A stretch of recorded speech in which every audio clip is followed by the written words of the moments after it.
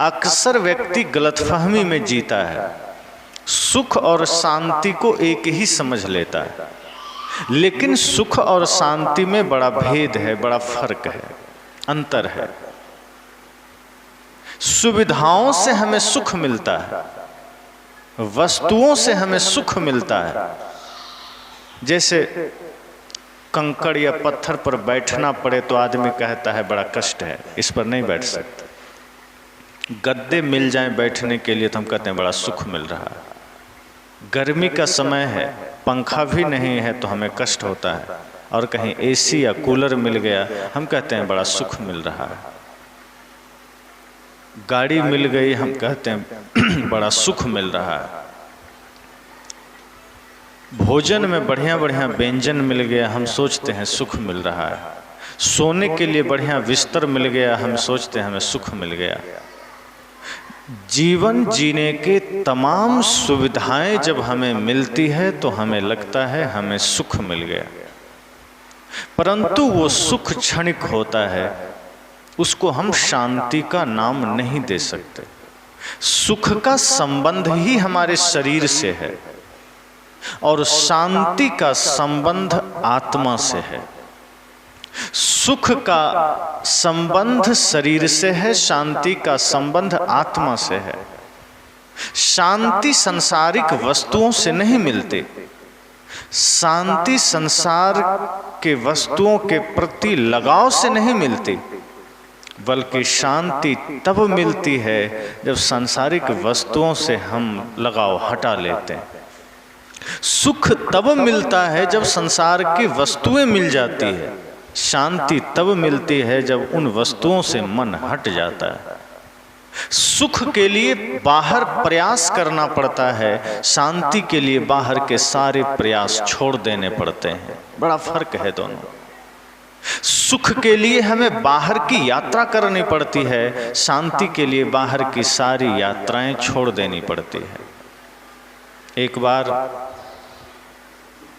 बुद्ध को प्यास लगी, उन्होंने अपने शिष्य आनंद से कहा जाओ जल ले आओ। आज के समय में टंकी है, नल है, टैंकर है, पहले के समय में ऐसा कुछ नहीं था। नदियाँ, तालाब, झरने आदि से पानी लोग लेकर पीते थे। बुद्ध ने कहा आनंद जाओ मुझे पानी ले दो, मुझे प्यास लगी है। आनंद जलपात्र लेकर चले।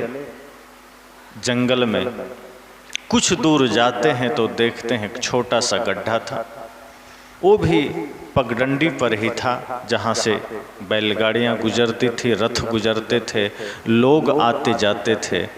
तो आनंद देखता है कि वहीं पर एक छोटा सा गड्ढा है जिसमें पानी तो है, लेकिन कुछ ही देर पहले एक बैलगाड़ी गुजरी थी, इसके वजह से वो पानी थोड़ा गंदा हो गया था, वो पानी मटमैला हो गया था। आनंद सोचता है बुद्ध को प्यास लगी है, ये पानी गंदा है, यह पानी तो हम उन्हें नहीं दे सकते, क्यों न इसे मैं साफ कर दूं। और आनंद इसी ख्याल से उस गड्ढे में उतर गए और हाथ से उसको हिलाने लगे कि ये साफ हो जाए। अब जैसे ही पानी को हिलाना शुरू किया वो गंदा और होते चला गया, नीचे की जो मिट्टी थी और ऊपर आती चली गई। स्वाभाविक है, जल जो कि थोड़ा सा साफ भी हुआ था, आनंद जब उसमें उतर करके हाथ पैर हिलाने लगे, उस जल को हिलाने लगे, झकझोरने लगे, तो वो जल और गंदा होता चला गया। आनंद परेशान हो गया। आनंद सोचते हैं बुद्ध को प्यास लगी है और मैं क्या कर रहा हूँ, ये पानी साफ कैसे होगा। मैंने इतनी मेहनत की, इतनी कोशिश की इस जल को साफ करने की, इसमें इतना हाथ चलाया, फिर भी ये जल साफ नहीं हुआ।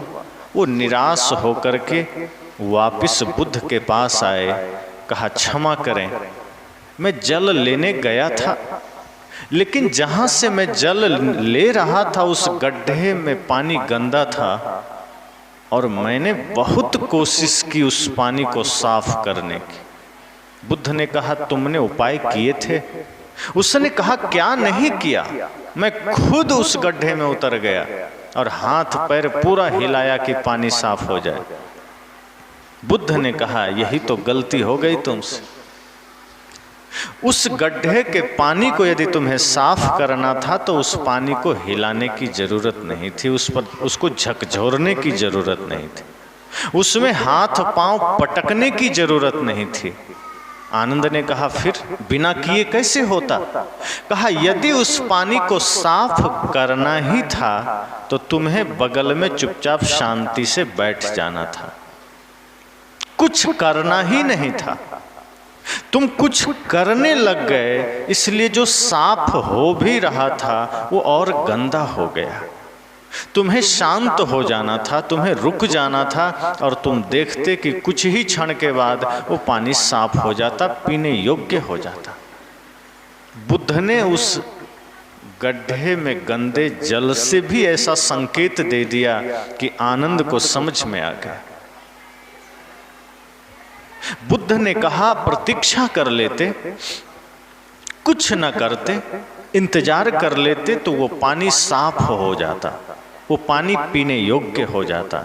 इसी प्रकार बुद्ध ने कहा कि जब हम बाहर संसार में हाथ पैर मारते हैं, जब बाहर के मायावी वस्तुओं के पीछे हम भाग दौड़ मचाते हैं, तो भीतर की अशांति और बढ़ती चली जाती है, फिर शांति की संभावना और कम होती चली जाती है।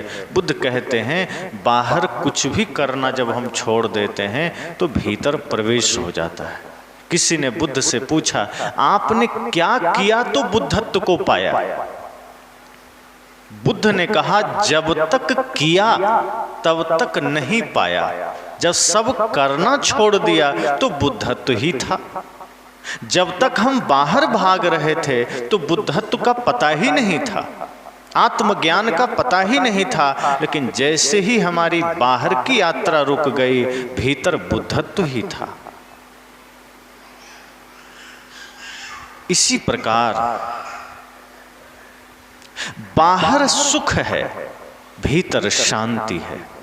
तो हम यत्न करते हैं, प्रयत्न करते हैं कि बाहर हमें सुख मिल जाए, और लोग यह ख्याल भूल जाता है कि सुख बाहर तो जरूर मिल जाएगा। कपड़े से सुख मिल जाएगा, मकान से मिल जाएगा, दुकान से मिल जाएगा, धन से मिल जाएगा, जमीन से, भोजन से, सब कुछ से मिलेगा, लेकिन वो सुख थोड़ा होगा, वो सुख अस्थाई नहीं होगा। जब शांति मिलती है वो अस्थाई होती है और वो शांति का अनुभव आत्मा करता है। तो जो व्यक्ति गृहस्थ जीवन में उतरना चाहता है, संत कहते हैं उसके मन में सवाल उठता है कि हम गृहस्थ जीवन में प्रवेश करें कैसे, क्या रास्ता हो सकता है? क्योंकि सुख सुविधाएं तो मिल जाएगी, लेकिन गृहस्थ जीवन में रह करके भी शांति कैसे मिलेगी, क्या रास्ता है?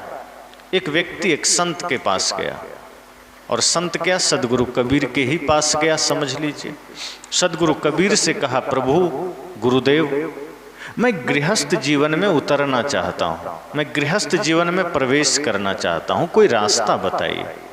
क्योंकि मैं संसार में देखता हूँ सभी भय में है, शोक में है, लड़ाई में है, झगड़े में है, चिंता में है, विषाद में है।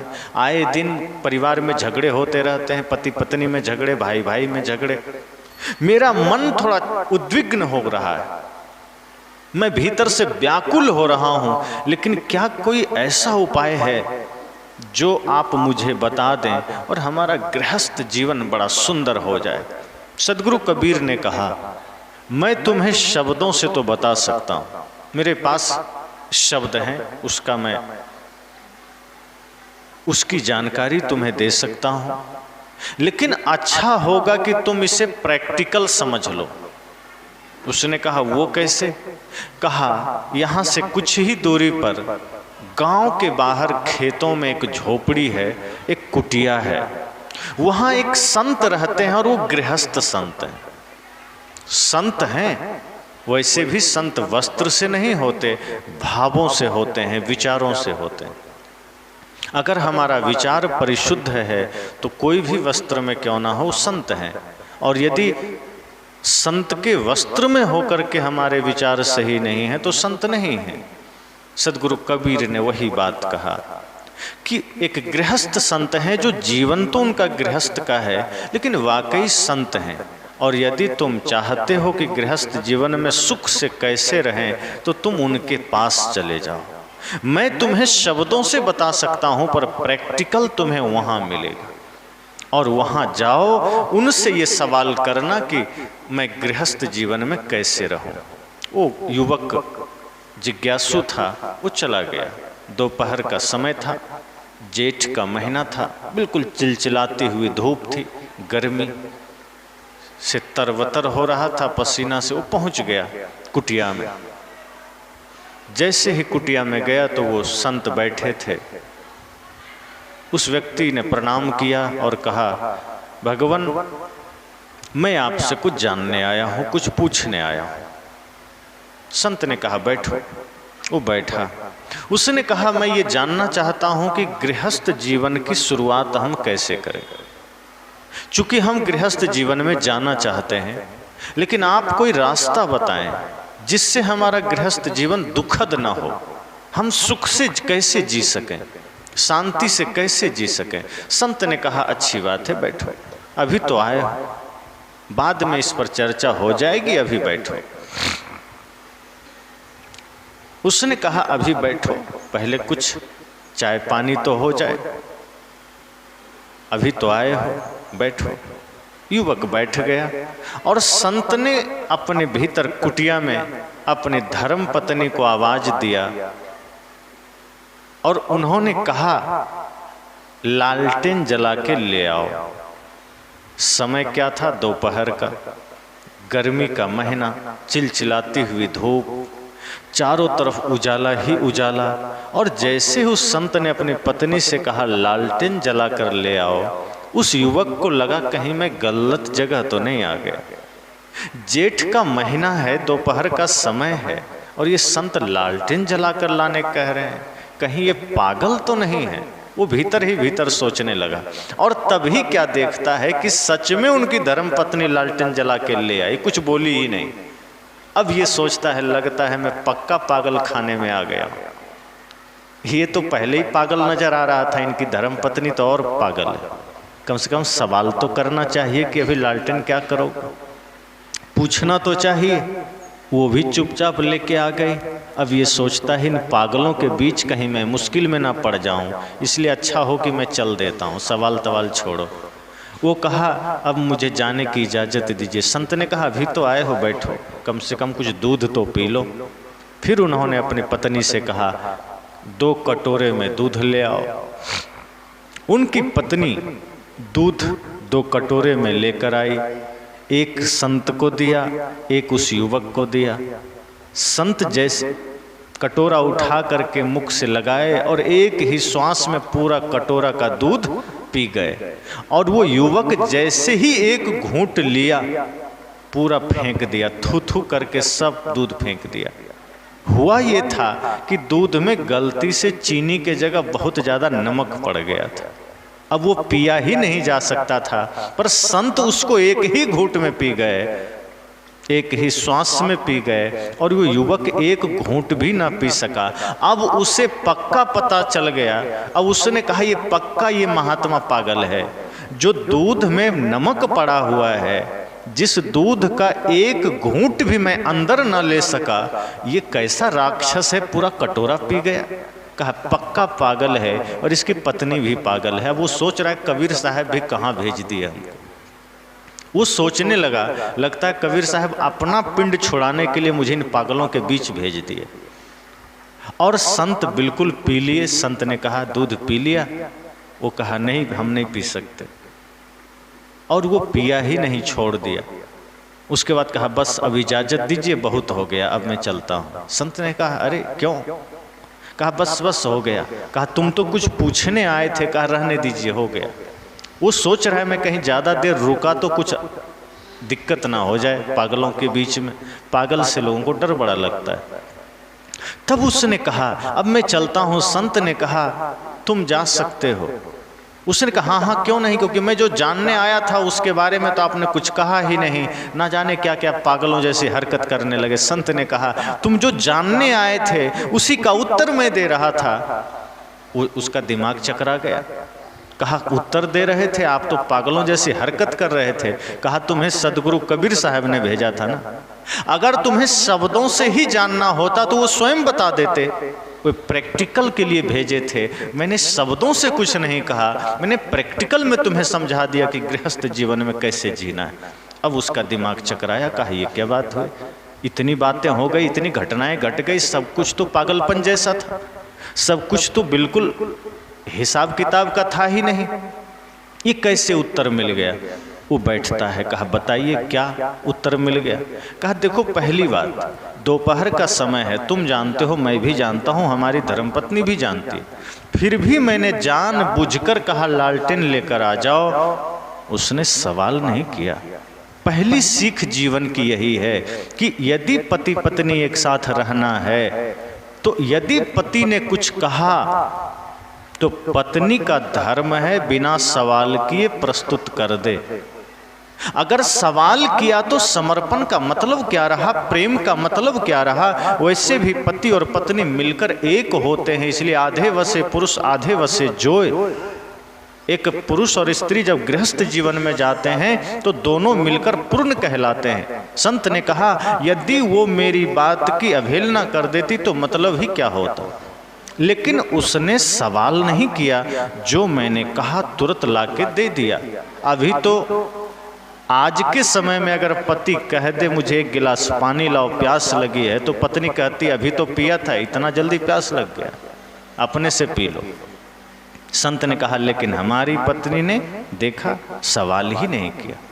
तो पहली सीख हमारे तरफ से यह है कि मैंने कुछ गलत भी किया तो पत्नी ने सवाल नहीं किया, वो हमारा सपोर्ट की, ताकि मुझे समझ में आ जाए कि मैं गलत किया, लेकिन पत्नी ने उसका विरोध नहीं किया, अपने शब्दों से विरोध नहीं किया, उसने समर्पित होकर के हमें सहयोग दिया।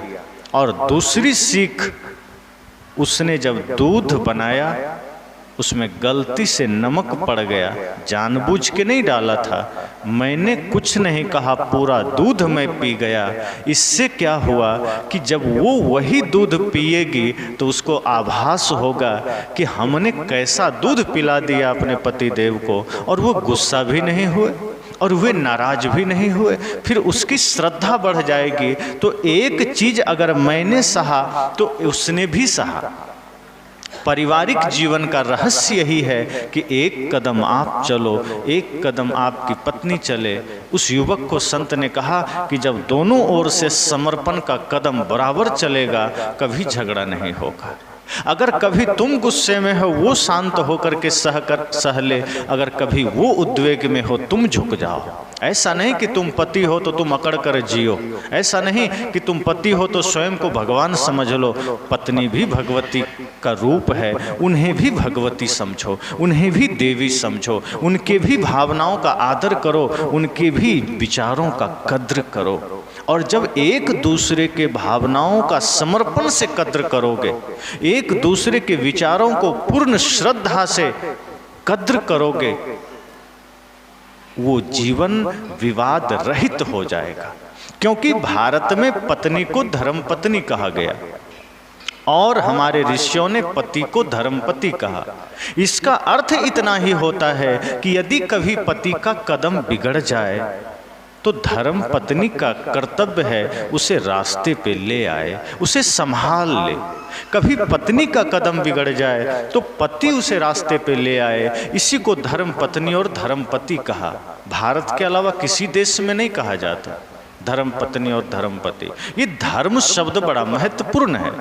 अगर पत्नी और पति में धर्म जुड़ गया है, इसका मतलब वो अर्थ बड़ा गहरा हो गया है, इसका मतलब उसका अर्थ बड़ा विराट हो गया है, इसका मतलब दोनों की जिम्मेदारी बड़ी बढ़ गई है।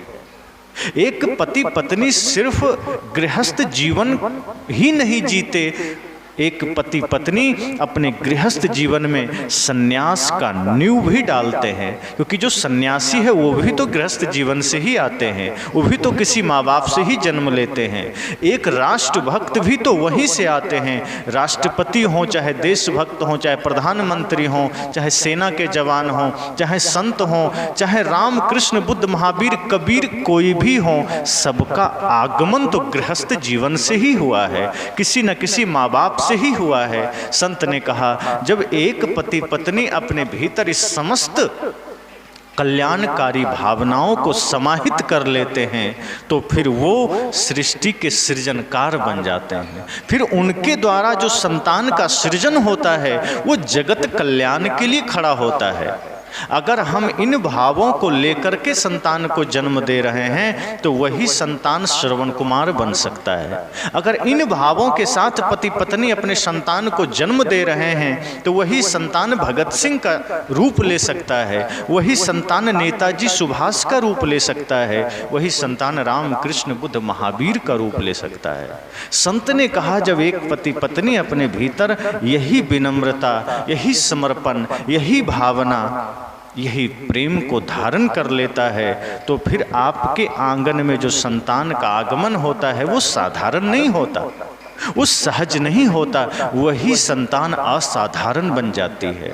फिर उसी के भीतर अनंत संभावनाएं समाहित होती है। संत ने कहा इसलिए ये सीख जरूरी है कि हम गृहस्थ जीवन को इस भांति जिए।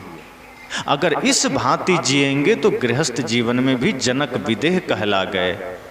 ऐसा नहीं कि वहाँ शांति मिल नहीं सकती, बस वहाँ तप ज़्यादा है, वहाँ श्रम ज़्यादा है, तपस्या ज़्यादा है।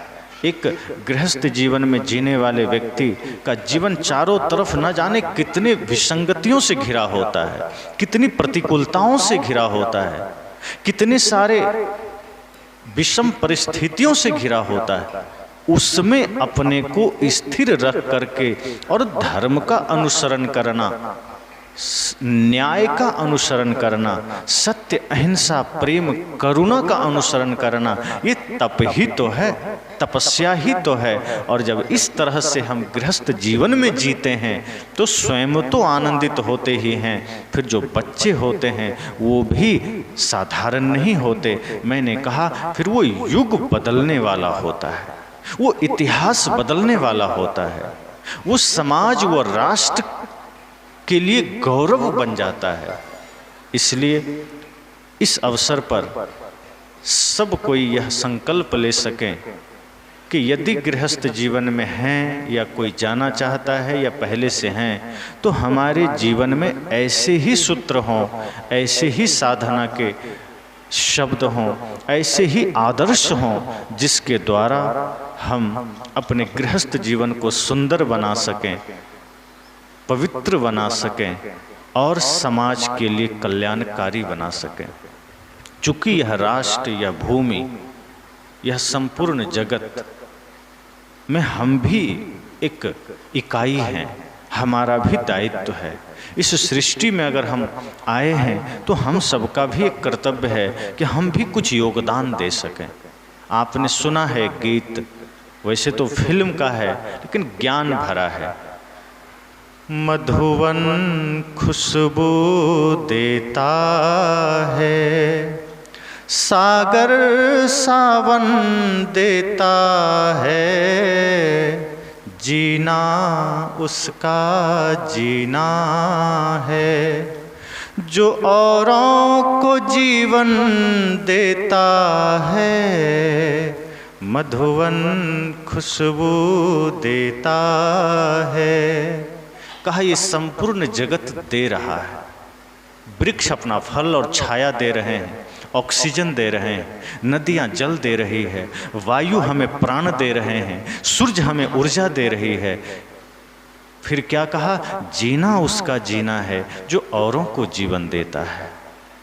इस सृष्टि में अगर ये संकल्प हमने कर लिया कि हमारा जीना तभी सार्थक है जब हम भी किसी के जीवन के कारण बन सकें, जब हम भी किसी के आंसू पोंछने में सहायक बन सकें, ये जीवन तभी सार्थक है जब हम किसी के मुस्कुराहट की वजह बन सकें।